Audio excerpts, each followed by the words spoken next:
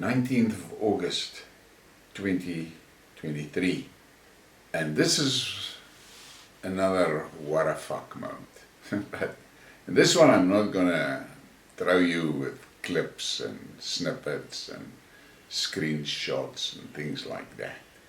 Last night I was in a discussion around the BRICS Bank, and that turned quite interesting at stages. Now there were people in the discussion from all over, different BRICS countries and potential BRICS members and things like that. And obviously there were a few of our superior logic guys in the discussion as well. So an Indian guy, he asks a question and he says, right, you must understand that the BRICS Bank is financed by the BRICS nations. So it is money that is taken from those BRICS nations and then made available in the BRICS Development Bank.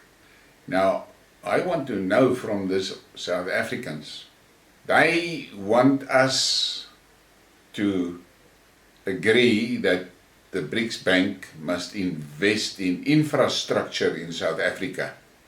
Now I have a question.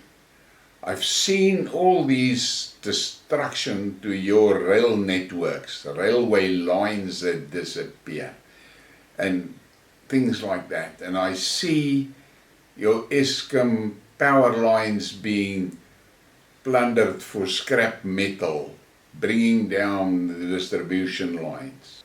Now, I want to know, why must BRICS Development Bank invest in infrastructure in your country if your country destroys its own infrastructure?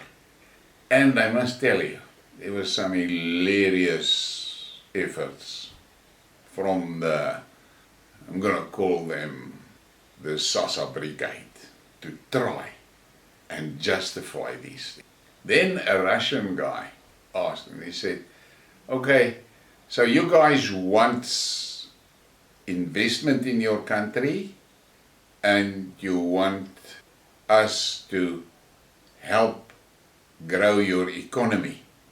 Now I have a problem. I'm a Russian, but I cannot have a business in South Africa because I must give shares in my business to a black guy. A black guy that I don't even know. A black guy that I don't know nothing about him. But I have to have a black partner, otherwise I can't operate in your country. The other thing that I want to know is, my technical staff is all white people.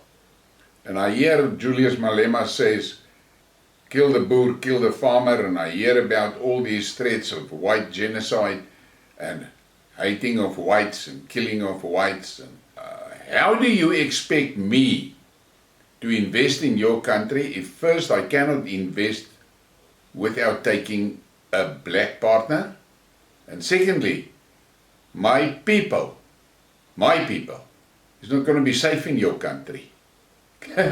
Boys, you should have seen the responses there. Some fucking clever guy reckons now the Russians must wear Russian flag armbands all the time so that the blacks knows they're Russians. Shit like that. And then there was a guy, I can't remember from which country, and he said, now tell us about this electricity problem. You want us to invest in your country, but you cannot guarantee us electricity.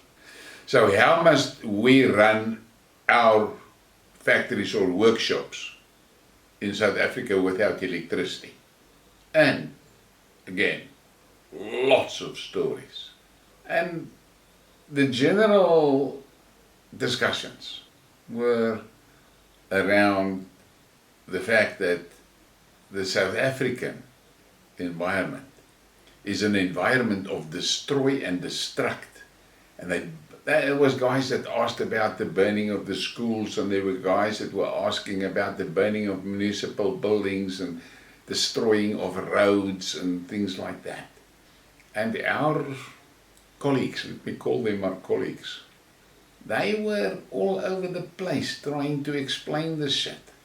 But nobody in that chat really bought it.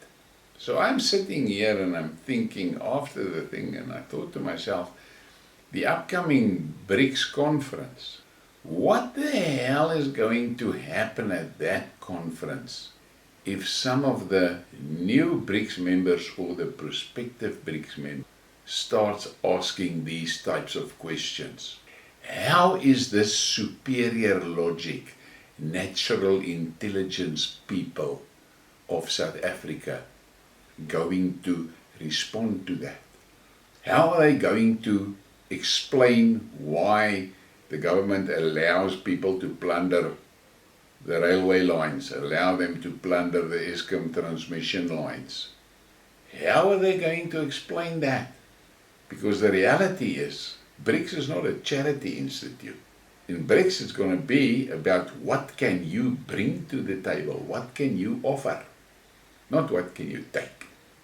But this entitled, protected, our people are now going to find themselves in situations that they can sit across tables from people that has got a 20 to 25 point lead on them when it comes to IQ. Now they are very quickly going to realize the importance of education. That is now going to bite them. Education, common sense, logic, intelligence. Like the CEO of Transnet saying that to improve the Transnet service will mean a lot of job losses in the truck industry. What the heck is that? But let's see. I have said it. It is my opinion that after this conference of BRICS, with a lot of new members coming into BRICS, the South African voice in BRICS is going to diminish to a whisper, because currently South Africa have prominence in that group because it's only 5 nations and South Africa is the only black nation. That is going to change, and all of a sudden that black privilege is no longer going to be there to grease the skids. Please give me a like and a subscribe and share the thing. Thank you for your support.